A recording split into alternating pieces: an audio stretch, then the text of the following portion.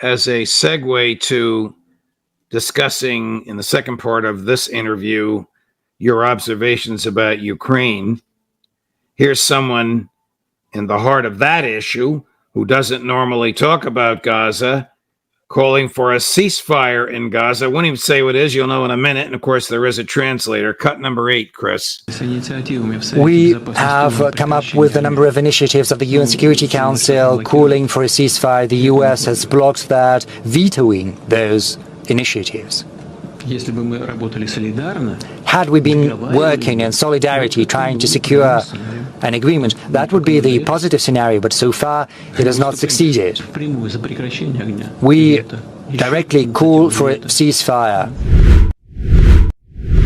You and Max and Professor Sachs have made that there is no negotiation, no communication between Sergei Lavrov and Tony Blinken. There should be daily communication given these hotspots. There absolutely should be, especially in light of the U.S. decision to now allow Ukrainian strikes inside Russia proper with U.S. weapons. And initially, the claim was that the Biden administration was going to let Ukraine launch these strikes across the border, but just in a very small region around Kharkiv. Well, now some White House officials have floated the possibility of that expanding to other areas of Russia, including Antony Blinken has said that the U.S. could adapt and adjust. And that's been the established playbook so far. The U.S. says we're not going to do something. We're not going to send ATACMS. We're not going to send cluster munitions. We're not going to send HIMARS. We're not going to let Ukraine strike into Russia with American weapons. All of those self-imposed red lines by Biden have been crossed because Biden is ultimately not committed to Ukraine's well-being. He's simply committed to using Ukraine to bleed Russia. And therefore, when the time is right on the escalation ladder, it's time to mount it, no matter what the dangers are. Incidentally, it's interesting to listen to Putin talk about a ceasefire in Gaza. It's worth comparing him to Zelensky. Zelensky, initially, after October 7th, did everything he could to kiss Israel's feet. He wanted to visit Israel in a solidarity visit, but Israel said no, because I think they thought that would be bad PR. Only recently, in the last week or so, has Zelensky finally started saying a few token words, gesturing in the direction of Palestinian rights. And why is he doing that now? It's very obvious. He's trying to manufacture support for his so-called peace plan, which is not a peace plan. It's just a recipe for continued war, because he won't negotiate peace as long as Vladimir Putin's in power, making peace impossible. So, but he wants Arab states to get on his side.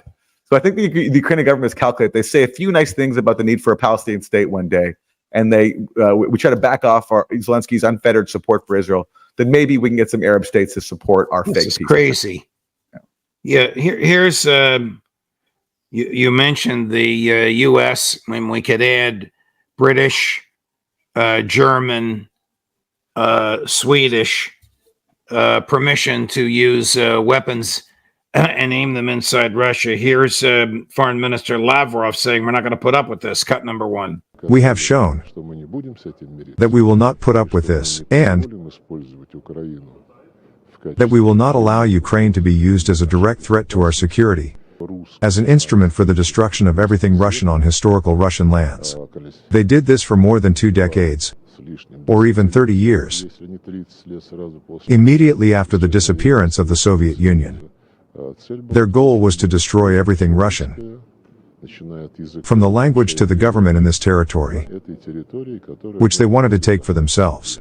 And they were counting on it. But as always happens, if they wake up the Russian bear, then our people have united like never before. These are not empty words. We saw this during the Russian presidential elections. The Nazi regime continues to use Western weapons to attack civilian targets, towns, and cities. I assure you that they will not be able to cross this line unnoticed. If they wake up the Russian bear, they're going to have problems on their hands. I didn't know the Russians used that phrase about themselves. I thought that was a Western sort of negative reference to them. This is pretty strong language, don't you think? It is, of course. And what would we be saying if Russia was providing offensive weapons to Mexico or Canada and allowing their use for strikes across our border? Or if Russia was training Mexican or Canadian forces, tens of thousands of them, and backing a government that Russia helped impose, that was promising to wipe out ethnic Americans living inside of Canada or Mexico. I mean, there had been war a long time ago. Russia instead tried to abide by and respect the Minsk Accords, which were brokered in 2015 to end the civil war that began in Ukraine after the U.S.-backed coup. The U.S. helped undermine that. The U.S. right up until Russia's invasion, rejected all Russian efforts to resolve it diplomatically. As we've talked about in your show, Ray McGovern, veteran CIA official and regular guest on your show, I believe was the only voice in the West to point out that the Biden administration appeared to have reneged on a pledge they made to Russia right before it invaded, not to put offensive weapons in Ukrainian territory. Right. But that, of course, has gotten no attention here in the West because we're not supposed to look at the actual background to this war. We're not supposed to believe the propaganda that the Russian invasion was unprovoked. But this moment underscores just what a dangerous project this is, using Ukraine for a proxy war with the open aim of weakening Russia. That's the Biden administration's open aim. And therefore, no amount of escalation and no amount of Ukrainian death is too high for the Biden administration right now because they're willing to keep sacrificing this country just as long as U.S. forces aren't engaged directly. But then the question is that even something to rule out at this point, given how repeatedly the U.S. has crossed its own red lines up the escalation ladder? What happens if U.S. troops enter Ukraine? Armed, uniformed U.S. troops. Well, that's a terrible thing to fathom because the likely result is nuclear war. I mean, there are already U.S. forces on the ground in Ukraine, but as was pointed out in that leaked German phone call that came out recently, they're in civilian clothes. So basically, they're acting covertly to help Ukraine fire weapons against Russia. That's how dangerous things are. And so, if U.S. forces were ever sent directly, that's. I think it's reasonable to say that's the end of the world because we're talking about the world's two nuclear powers who can destroy all of us many times over. Last subject for you. Senator Charles Grassley, whom I've known for years, who's the president pro tem of the Senate, he's fourth in line to the presidency, made the following absurd justification for why Ukraine is so important to the United States. Cut number 5. One would be the 1993 Budapest Agreement. Another one would be Article 5 of NATO, because if Putin would decide to build up the Russian Empire, as he said his goal is, that would include the Baltics and part of Poland. And instead of the United States being interested in just the defense and sovereignty of Ukraine, and spending money in that direction, we would be spending many, many times more money to defend NATO or to defend our obligations under the Budapest Agreement. And in the case of NATO, that could even include American blood.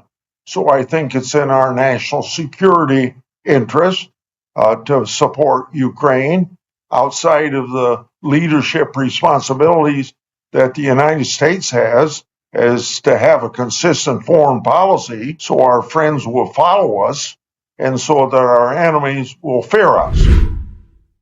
2 days ago, it sounds like something out of the Cold War mentality. Yes, and Senator Grassley does not understand the Budapest Agreement.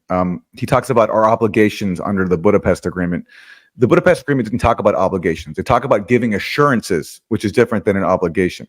And yes, basically, Budapest was that Ukraine would give up its nuclear weapons, which, by the way, it could not even control, and it didn't want to use because it couldn't afford to maintain them. The control of those weapons was in Moscow. Scott Ritter, I believe, has spoken about this on your show. Yes. And has firsthand experience with this as a former weapons inspector. So that's the first thing. But basically, in return for Ukraine giving up its nuclear weapons, Ukraine received assurances, not guarantees, assurances that its territorial integrity and sovereignty would be respected. And yeah, you could argue that, I think very plausibly, that Russia did violate the Budapest Agreement by invading Ukraine. But those who make that claim are forgetting another violation. Did the U.S. respect Ukraine's sovereignty back in 2014 when it backed a coup that overthrew its democratically elected government? Of course not. And if that had not have happened, we would not have seen Russia's invasion, because Russia's invasion grew out of the ensuing 8-year war after that coup in 2014. And it also grew out of the U.S. refusal to accept the Minsk Accords, which was the internationally agreed upon mechanism for ending that war that began after the U.S.-backed coup. So to talk about our obligations under the Budapest Agreement, first of all, it's just factually false. There are no obligations. There were assurances made, but that's different than an obligation. And second of all, it also overlooks our own role in causing this whole crisis because of our violation of Ukraine's sovereignty.